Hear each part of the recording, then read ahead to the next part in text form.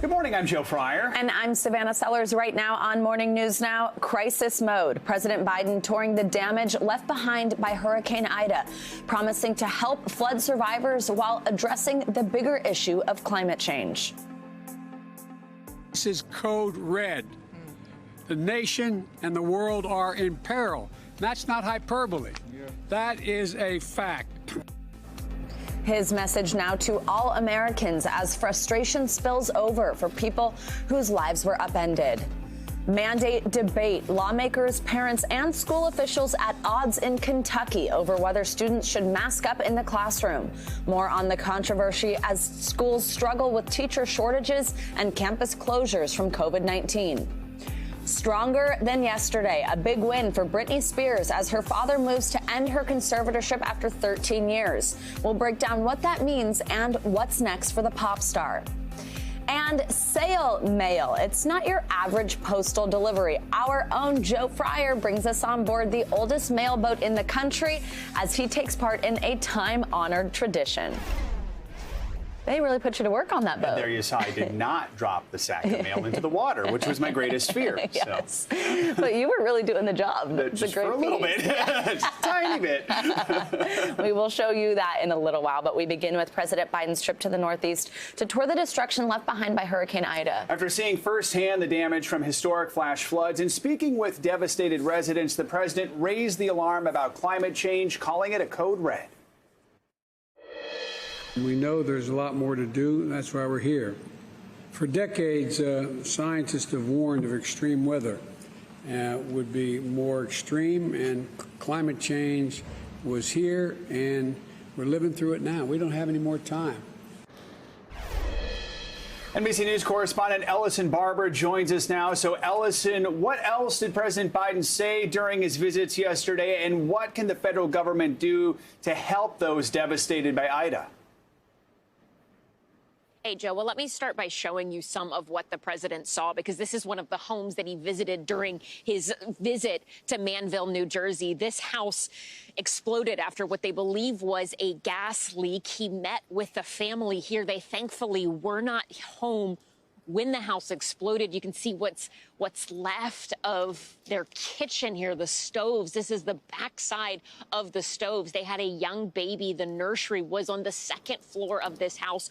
All of it gone. The president promised this family and others impacted by this storm in both New York and New Jersey that help is on the way. My message to everyone grappling with this devastation is we're here. We're not going home till this gets done. Well, I really mean that. We're not leaving. We're going to continue to shout as long as it takes to get real progress here. Folks, and we have to take some bold action now. Yes. To tackle the accelerating effects of climate. And the president signed a major disaster declaration for 6 counties in New Jersey that will help to free up federal aid for a host of things, including people being able to apply for funding for temporary housing that they need to stay in, as well as home repairs. He obviously, though, spent a lot of time talking about big picture, what needs to happen next down the road. He said it is important that we as a nation build better, but that's not enough, that because of climate change, this is going to keep getting worse, and that has to be something we really aggressively tackle moving forward. He vowed, promised, talked about the importance, and said that we can do it, of getting to net zero emissions by 2050. Joe? You know, Ellison, this storm hit New York, New Jersey a week ago tonight. For those impacted, though, the work is just getting started. What are you hearing from Manville residents as they try to recover from this? We spoke to a woman who lives not far from here, and she was actually on her neighbor's porch waiting some 13 hours to get rescued. She heard this house explode, saw the fire down the road. She talked to us just about the trauma of that evening and how she is doing her best to rebuild. But really, what she started with was just sharing her story of survival, and we are hearing that from resident after resident. Listen to some of what she told us. This is Julianne, Colorado. It was like all hell broke loose in 5 minutes because we kept watching and watching, and The water wasn't coming. I looked out the window, there was no water, and then just, I don't know. I've never been in a tsunami, but I can imagine. All the windows in the basement broke out. The water just started pouring in from every crevice there was everywhere. Just pour. I mean, it filled the whole basement in 15 minutes, up to top of the steps, pouring in the house. On almost every street in this community, you can see piles and piles of trash, furniture, what is left of people's home. Of course, it is easy to call that trash. It is memories, little pieces of people's lives, of families. People here, they have lost everything. They are doing their best, many of them, to rebuild. But from speaking with people like Julianne, Colorado, for her, she said the trauma of that night, the explosions that she heard, she can never live in that home again, even though that is a home that has been in her family for years. Her grandmother lived there before she did. They've been through storms before, but Joe, they say it was nothing like this. Just incredible stories we're still hearing a week later. Ellison, thanks so much for your reporting. Appreciate it. Let's now get a check on your Morning News Now weather. Bill Cairns is back with us. Hey there, Bill. Good morning. Hey, good morning. And we still have 300,000 people without power in Louisiana. Last night, these storms that rolled through the Great Lakes, 100,000 people are in the dark in Michigan. So, we're still seeing areas of severe weather pockets. That has calmed down a little bit since last night, but all of this mess is now going to head towards the Northeast. And some of those areas that we just showed you that got hit hard from Ida's rainfall are at risk of getting some more heavy rain today. So here's the area of severe weather risk. There's about 21 million people included. It does include the nation's capital through Baltimore, Philadelphia, Allentown, all the way back up. Does not include New York City, just to the outskirts of New York City, but the Hudson Valley back up towards the Capital District. And we even, besides the wind damage threat, have a chance of a couple tornadoes today. And then the heavy rainfall threat. The heaviest rain will be in areas where you see the maroon and the yellow and the oranges. That's 1 to 2 inches. That does include all of Rhode Island, Eastern Mass, Maine, and a little bit there outside of New York City in the Poconos. And those are some of the areas outside of Philadelphia that did get some of the flash flooding and some of the heavy rain from Ida. So we'll watch that carefully. And then on top of all this, last night in Georgia, in Moody, Georgia, at the Air Force Base, we had 3 inches of rain in 1 hour. And that's all attached to this tropical system in the Gulf. 50% chance this becomes a depression in the next 48 hours. It's not going to become a big, powerful hurricane or anything like that, but it will bring a lot of heavy rainfall in its wake as we head through areas of Tallahassee, I-10, Panama City, areas around Cross City. This is where we could pick up a lot of heavy rain in a short period of time over the next 48 hours. So most of the active weather today is in the east, but of course in the west we would love a little bit of active weather. It is still hot, it is still dry, and those fires, guys, are still burning, and some of the worst air conditions today are going to be felt all through areas of the Rockies. All right, Bill, thank you so much, and we'll see you next hour. Now to the battle against the spread of COVID. Lawmakers in Kentucky have voted to extend the COVID state of emergency bill until January of 2022 and met to discuss which COVID regulations would continue to be enforced as cases reach record levels 2 weeks in a row. None of those bills included a statewide mask mandate, a topic fiercely debated between lawmakers and the governor. They're now leaving the decision to local government leaders. But COVID in Kentucky is skyrocketing, with more than 13,000 reported cases since Labor Day weekend began. Governor Andy Beshear is calling the situation dire as the state struggles to keep ICU beds open and school districts struggle to keep their doors open. With no statewide mask mandate in place, school officials are being forced to make tough decisions that could go against state lawmakers. NBC News correspondent Cal Perry is outside Harrison County High School in Cynthiana, Kentucky with more. Good morning, Cal. So just tell us, what's the situation with schools in Kentucky? Tell us how many closures there have been, how many students impacted. What's the latest?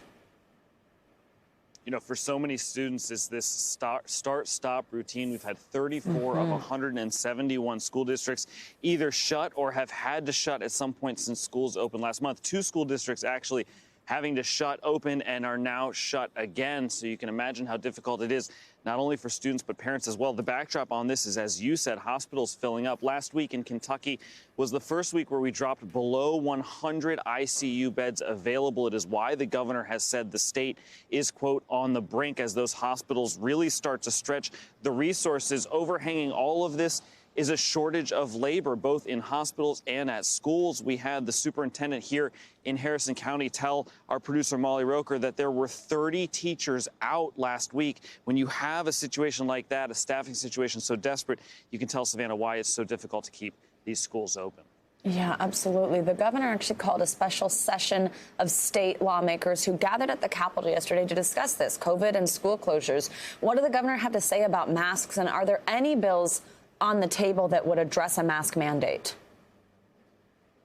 Well, the two bills that the state is putting forward will actually hamper what the governor can do. Will take mask mandates off the table, both at a school-wide, state level and by the state government. That's kind of the priority from the legislature. All of this happening while we actually saw protesters protesting against masks outside the Capitol. So you have this Republican-led legislature fighting a Democratic governor. Take a listen to what Governor Beshear had to say yesterday.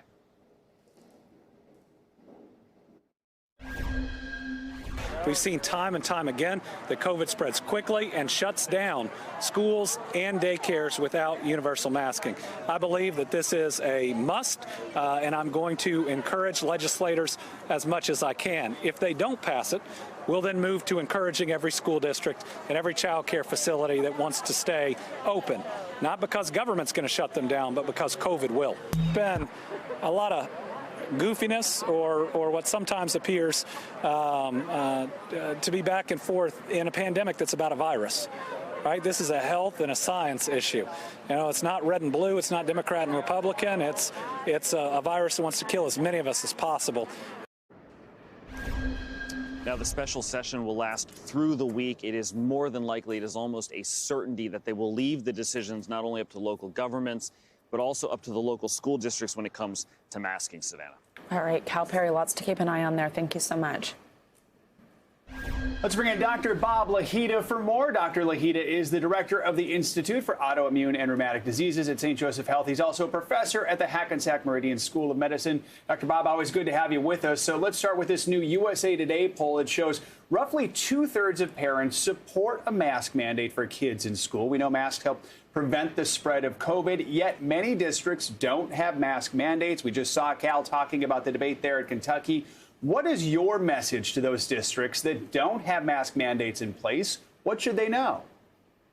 Kids have to go back to school, Joe, and mask mandates are probably a good thing. We know that 9 states now prohibit mask mandates, which is incredible to me because the politicization, which from the beginning has been a major problem, should not be an issue here with mask mandates. The children need to go back to school, and we need to protect them in every way possible. And masks are one of the ways to protect our kids. Dr. Bob, let's talk about where we're at right now in the fight against COVID. COVID hospitalizations this Labor Day were nearly double the number recorded last year. What do those numbers mean to you? I mean, are people fatigued by COVID? And what is it really going to mean as we come into fall and winter? Is this time for a serious surge, especially with flu season? Yeah, this is a big problem, Savannah. I mean, flu season's upon us, and we have to, in the hospital, differentiate between flu symptoms and COVID symptoms, which is not always that easy. Number one. And number two, there's a 300% rise in COVID this year's Labor Day than last year's Labor Day, and that does not bode well. And there are 250,000 more children with COVID at the present time, and that is a bad sign. So I fear that as the country gets colder and we start to cluster in places to keep warm without masks, and we don't know who's vaccinated and who's not, it may be a problem. Let's look at the latest vaccination numbers. The CDC says 75% of all adults in the U.S. have received at least one dose of the vaccine. 64% have been fully vaccinated. That is still not enough to reach herd immunity, is it? I mean, do you expect that number to get much higher? I hope it gets higher. And one of the things that's helping that number, Joe, is the fact that we're mandating vaccines in many cities in order to get into restaurants and bars and entertainment. We are mandating it. And I'm not for mandates particularly, but if it's going to bring us herd immunity, that's important. You know, really, 74 million people are now totally vaccinated. But you need, for example, take measles. You have to have 95% of the population immunized to prevent measles. That's herd immunity for measles. So we're a long way away, and we need to go further, and we need to have people educated so that they do get vaccinated as soon as possible. Lots of work to do there still. Dr. Bob Lahita, we always love when you join us. Thank you for your time this morning. Thanks, Savannah.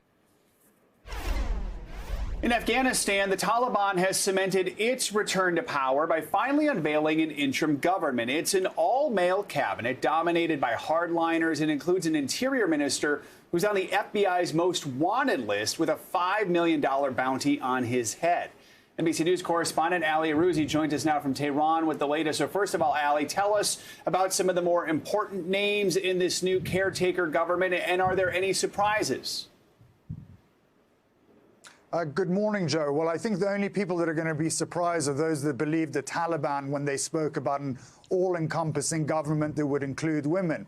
Look, the interim government that they've unveiled are all men, many of whom have a terrible track record in the U.S. and other countries, some of them even linked to notorious attacks on U.S. forces over the last 2 decades.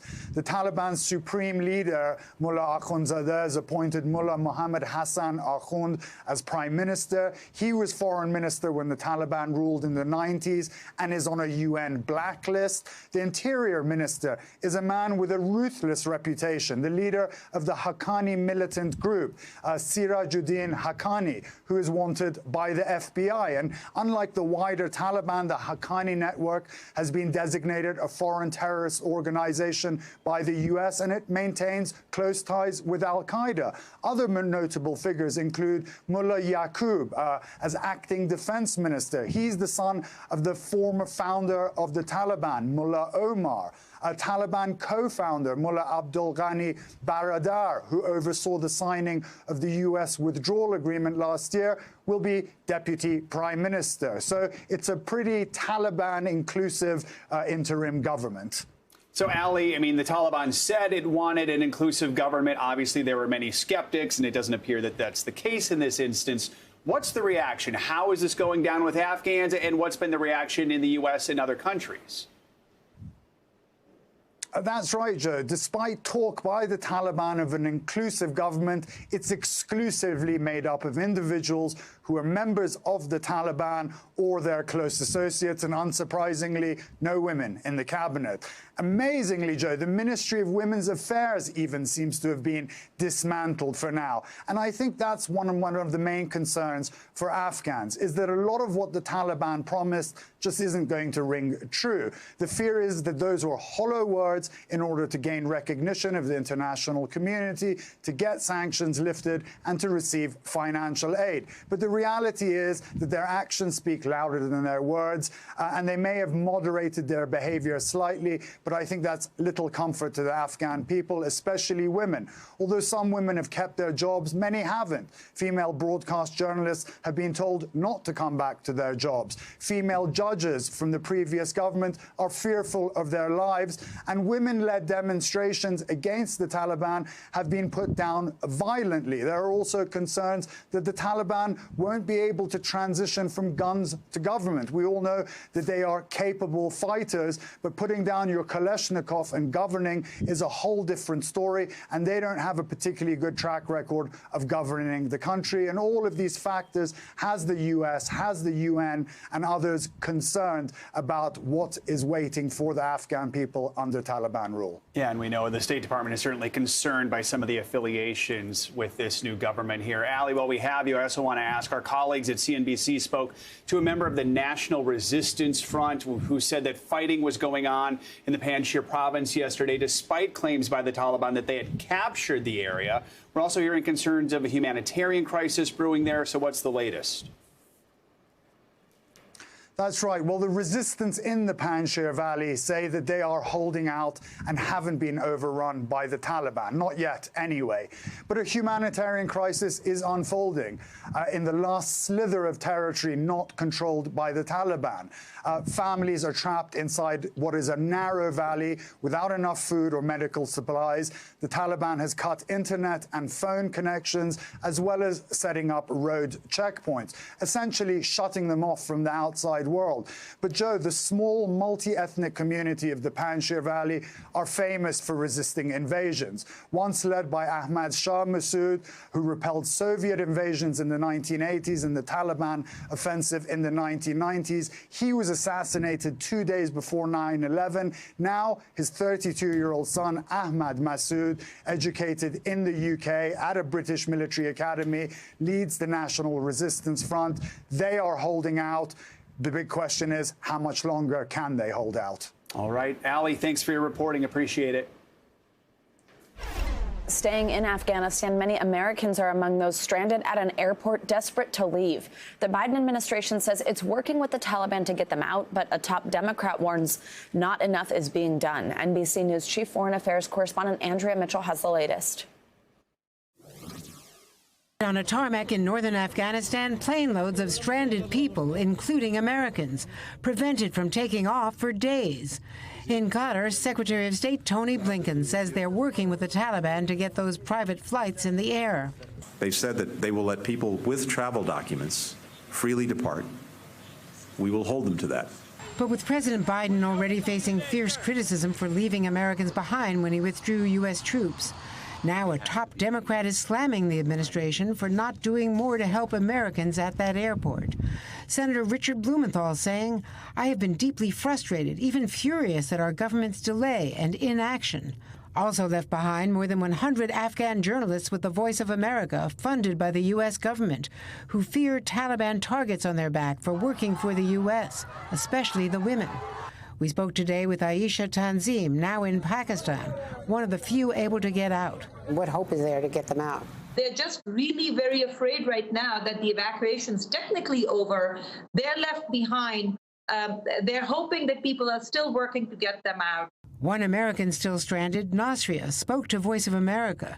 She went to Kabul for her wedding and says the State Department gave them a pickup location to escape. We went there, waited an extra 12 to 13 hours with no food, no water, nothing. She waved her American passport at the Taliban and got turned away. I think to myself, like, am I going to make it home? Am I going to end up living here? Am I going to end up dying here?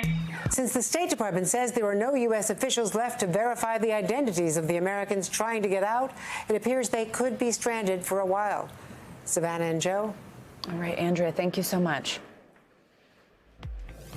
There's still a lot more this morning coming up. Letting go. We've got major new developments in Britney Spears' conservatorship battle. Yeah, plus breaking overnight, Mexico rocked by a 7.0 magnitude earthquake. An update on the damage next on Morning News Now.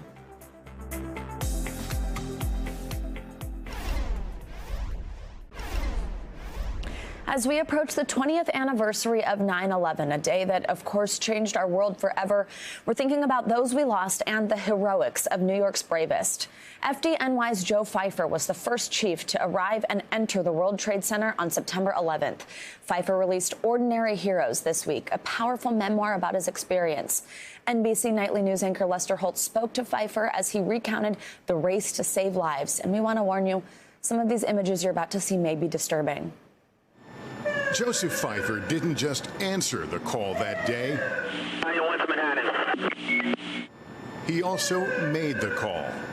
We just had a plane crash into level 4 of the World Trade Center.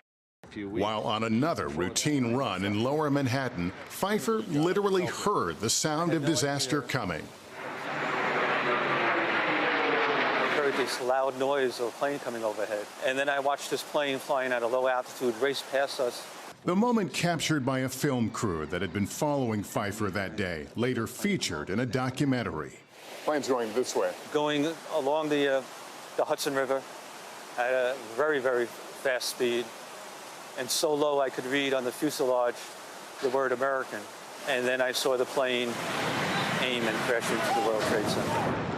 Pfeiffer, an FDNY battalion chief at the time, was likely closest and initially in charge. It looked like the plane was aiming towards the building, transmitter third along.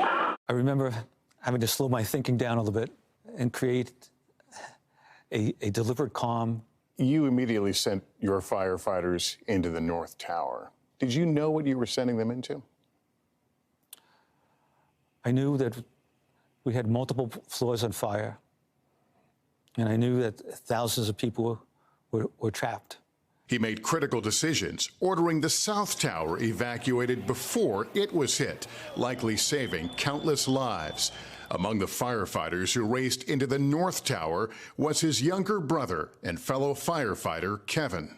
My brother, as he came in, we were able to look at each other and wondered if we were both going to be okay.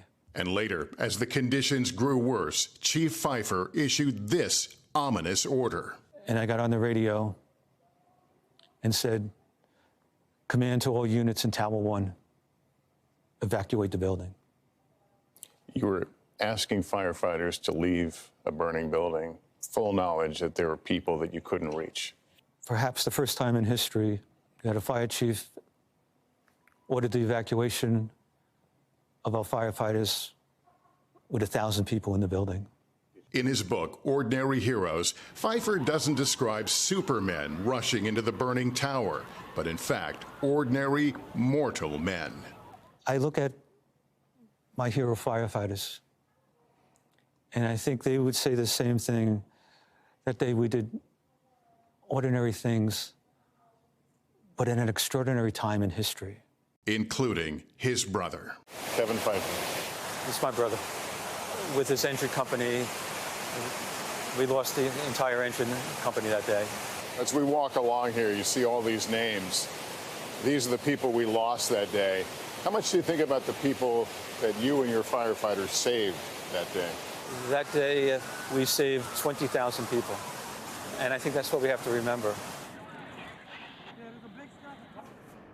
Be sure to join us for America Remembers 20 years later, a special edition broadcasting live from Ground Zero this Friday at noon Eastern, right here on NBC News Now. And we're following some breaking news this morning. At least one person is dead after a powerful earthquake struck near Acapulco last night. You can see this home shudder from the earthquake, which lasted about a minute. Power was knocked out to the surrounding area as transformers exploded from the shaking.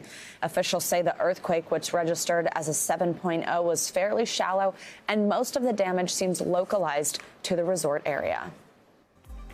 Let's now take a look at what is making news around the world this morning. NBC News reporter Matt Bodner is with us today. Hey, Matt, good morning. Savannah, good morning. Well, let's start things off today in Indonesia, where a fire broke out in a severely overcrowded prison. This resulted in the deaths of 41 inmates. Now, this prison block was designed for 38 inmates, but at the time of the fire, it was housing 122.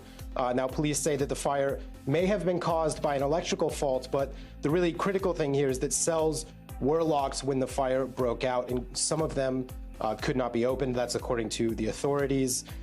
Moving on now to Mexico, where the Mexican Supreme Court actually voted to decriminalize abortion. Now, this ruling was prompted by a regional law in one of Mexico's 32 states that actually punished women with prison sentences up to 3 years for having an abortion. That's even in cases of rape. This decision is a big win for women's rights activists, as it essentially expands access to abortion across Mexico.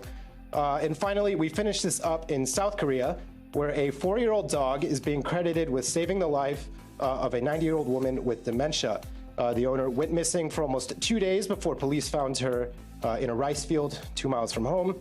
The dog stayed by her side, keeping her warm as the weather worsened and the temperatures dropped. This dog has been awarded the distinction of being South Korea's first ever honorary rescue dog. Let's give it up for him. Oh, yeah. Let's give it up for him. I like how you said doctor, but kind of works. Dr. Dog. That's so sweet. Thank you, Matt. Works both ways. Yeah. All right, coming up, she says she's been overprotected. Now Britney Spears may be getting her way. After the break, major developments in the pop star's battle with her father over her 13-year conservatorship. You're watching Morning News Now.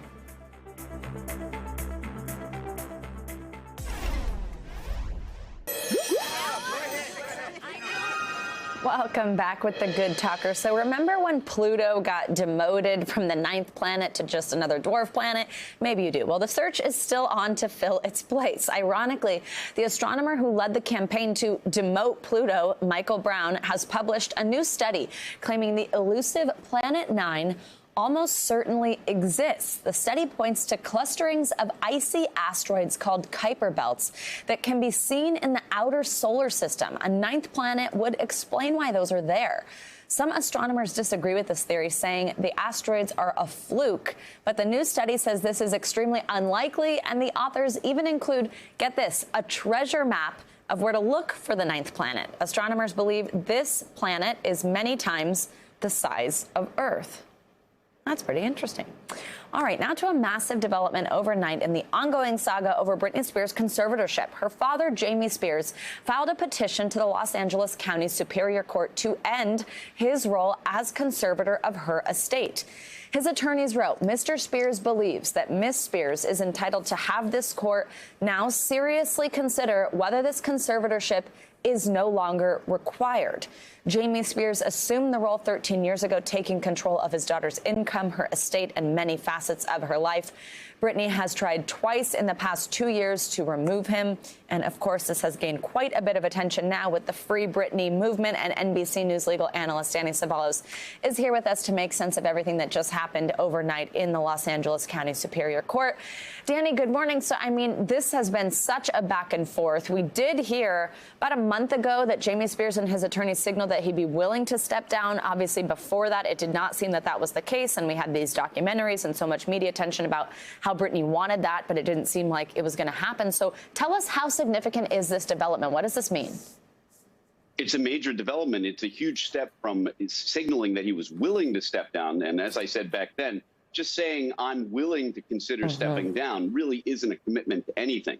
This is more of a substantial commitment. What's interesting, and what the filing points out, is that Britney Spears could have also filed a similar petition, but has not yet done so.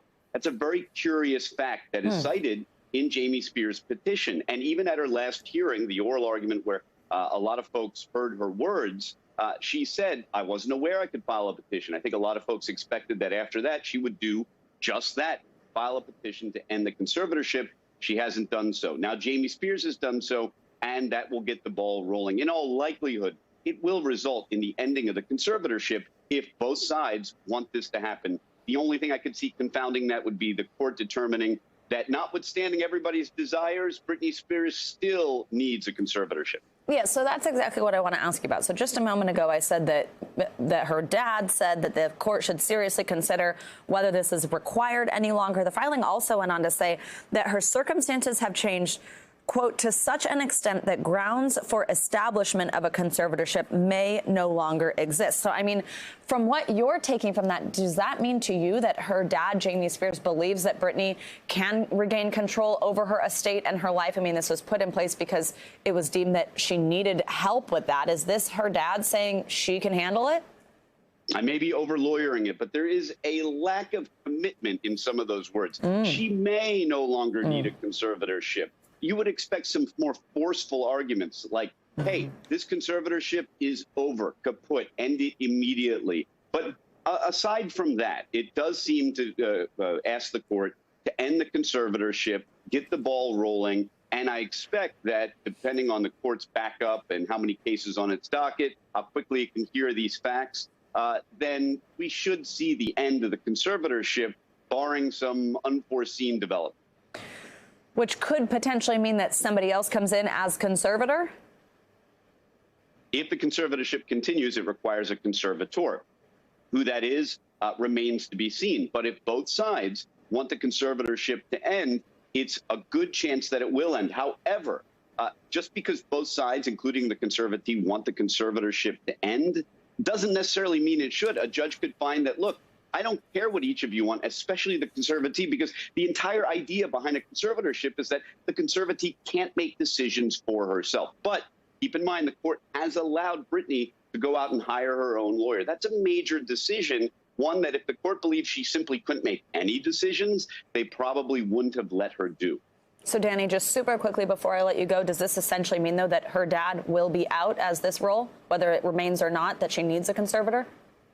I'm not a gambling person, but if I were to gamble, I would say that it is highly likely that Mr. Spears will soon no longer be the conservator, or there will be no conservatorship at all. All right, Danny Ceballos, as always, thank you. We needed you on this one. See you soon. Now, the pretrial hearing of one of the alleged architects of 9/11 and 4 others linked to the terror attack resumed in Guantanamo Bay yesterday. The case, which has been mired in controversy and delayed on multiple occasions, got off to a rocky start with the spotlight firmly on the newly appointed judge. NBC News national security correspondent Ken Delaney is there for us now. Ken, good morning. So first, just tell us what did happen during yesterday's hearing and what I just mentioned. Why was the judge the center of attention? Good morning, Savannah. Well, the dramatic thing about yesterday's hearing was it was the first appearance of these 9/11 defendants in more than 500 days after a COVID-related entire shutdown of this proceeding.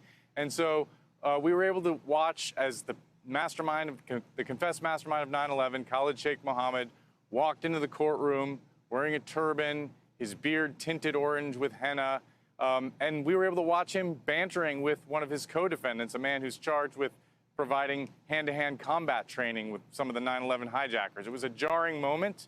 There was a kind of an atmosphere of a reunion. Maybe some of these defendants hadn't seen one another in a while. They're confined separately. As the proceedings got underway, though, you're right.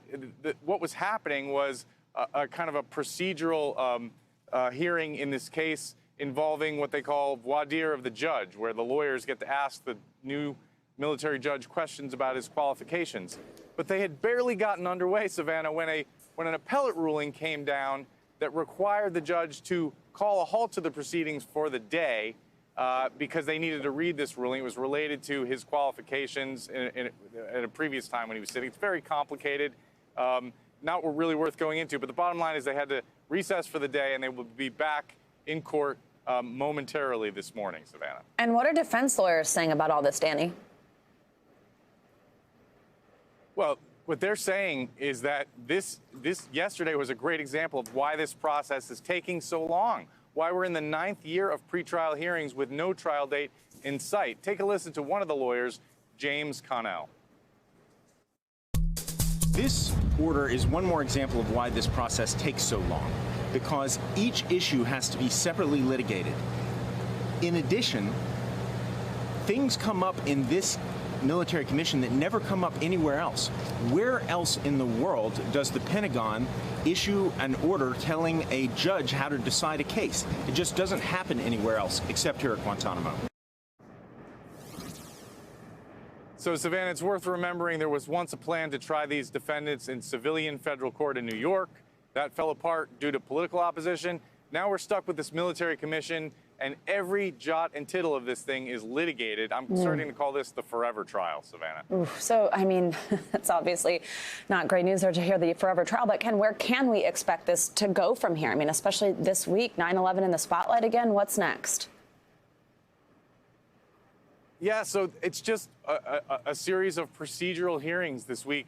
And in fact, they're hamstrung because one of the senior defense lawyers, and again, this is a death penalty case, so the procedures are really important. One of the senior defense lawyers is absent for personal undisclosed reasons, and so they can't even do everything that they wanted to do this week. Meanwhile, there are some 9/11 families here. I sit in the courtroom next to them behind a thick wall of glass, and you know, for them, it seems a very profound moment that some of them went up to the glass to take a look at some of these defendants yesterday and stared silently, and it was a reminder of what this is all about, and that 20 years after 9/11, we are no closer to getting justice in this case, Savannah. Ken Delaney for us from Guantanamo Bay. Thank you so much, Ken. Coming up, counting your steps could help keep you healthy, and you may not need as many as you think. Our own Dr. Natalie Azar tells us about the new magic number, according to researchers, plus much more in your weekly checkup next on Morning News Now.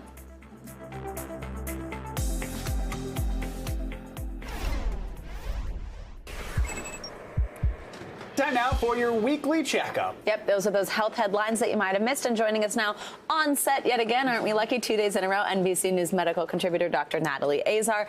Good morning. Thank you. You know this is one of our favorites. All right, so let's start with the FDA reviewing millions of applications for those flavored e-cigs. Now, of course, one of the big issues here is that anti-vaping advocates argue that those are being marketed to younger people, to teens, which is, of course, an issue. But the vaping industry argues that this is another way for people to quit smoking tobacco cigarettes. Walk us through this. Right. So you kind of set it up. You know, again, with these stories, you say, what is the background here? Why is this important? Yes. The advocates for e-cigarettes say this is a smoking cessation device. The FDA has not actually designated e-cigarettes as a smoking cessation device. I think that's important to note. They say that the evidence is suggestive but not sufficient to actually designate it like that. But we know that they because of their flavorings, they have really appealed to the youth, right? And this is a real significant issue. So what has the FDA before them? By tomorrow, apparently, they have a deadline to review millions of applications to designate these e-cigarette products as this, appropriate for the protection of public health. That means it needs to be safe for smokers, but not appeal to minors. Can you imagine? So that's a pretty high bar. And this is important. The CDC in 2020 found that 20% of high schoolers were using vaping products and 5% of middle schoolers. And guess what? They were flavored. Listen, when my son was starting middle school, I said medical school, 4 or 5 years ago, I was reporting impressive. You know, I was so shocked. I mean, these kids were like 12, 13 years old, younger even. And my son was like, yeah, I know people who are doing it. So doctors take home orders. Well, there are ways to quit smoking. Obviously, there are multiple different medications. There's behavioral therapy. Once you do make a plan, you need to stick with it.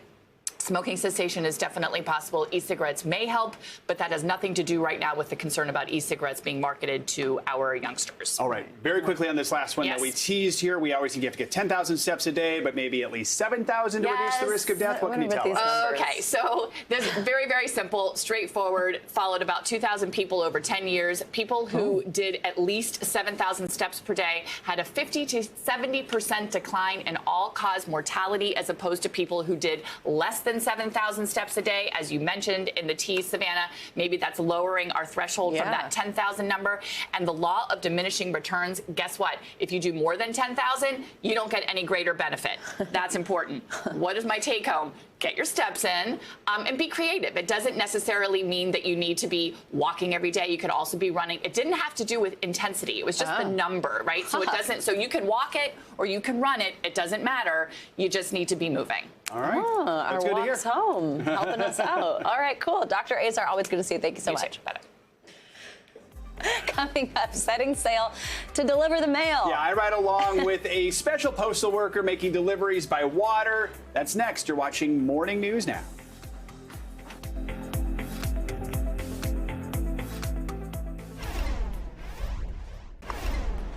Most people don't get excited about taking a trip to the post office, but we did find an exception, a post office on the water. We're talking about New Hampshire's only official mailboat, which sets sail 12 weeks a year, making deliveries twice a day to small islands on a big lake. I recently got the chance to sail along, and I wasn't alone.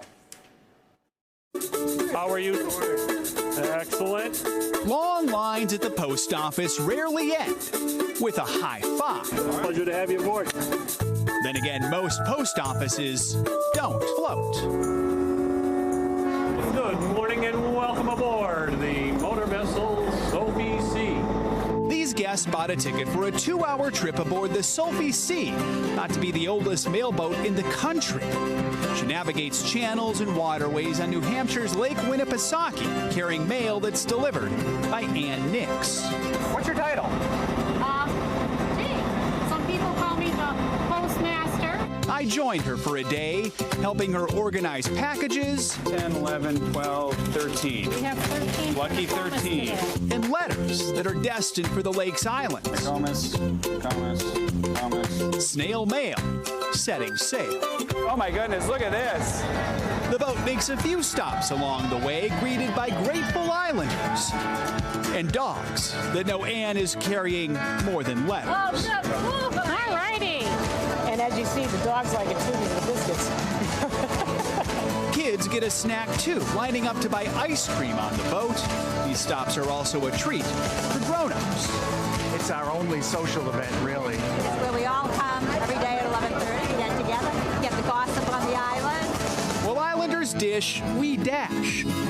14, 15 goes in there too. Quickly stuffing mail into boxes before jumping back on board.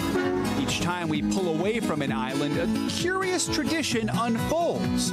Kids climb atop slender pilings, balancing for a beat, and jumping into the lake at the sound of Sophie's horn. Look closely on Bear Island. The you'll see the kids are joined by a kid at heart. Joe Schechter, hi. Good to see you. On other islands, we learned the mail is delivered without ever getting off the boat. Thank you. Does that take some skill? I'd like to say yes.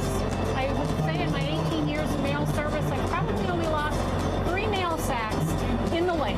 What happened if you drop a mail sack in the water? We watch it go down, we all have a laugh, and they fish it out in the boat. With that, it's my turn. A little bit nervous.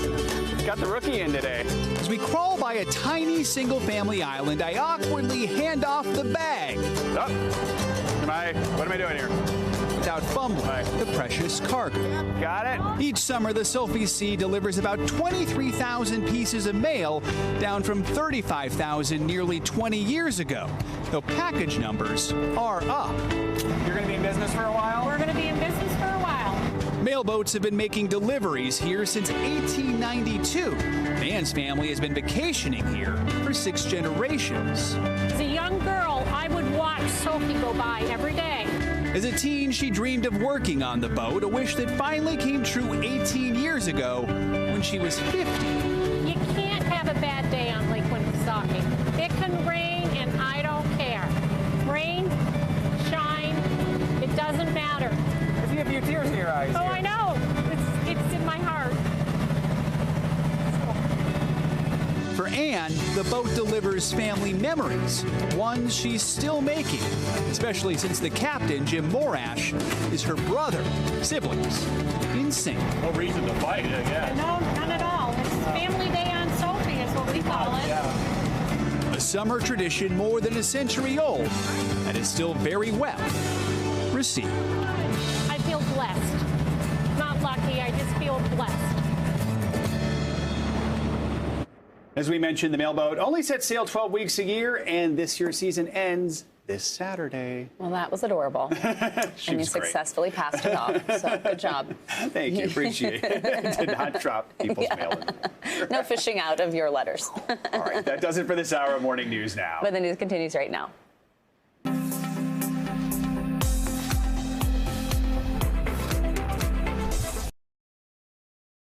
Thanks for watching our YouTube channel. Follow today's top stories and breaking news by downloading the NBC News app.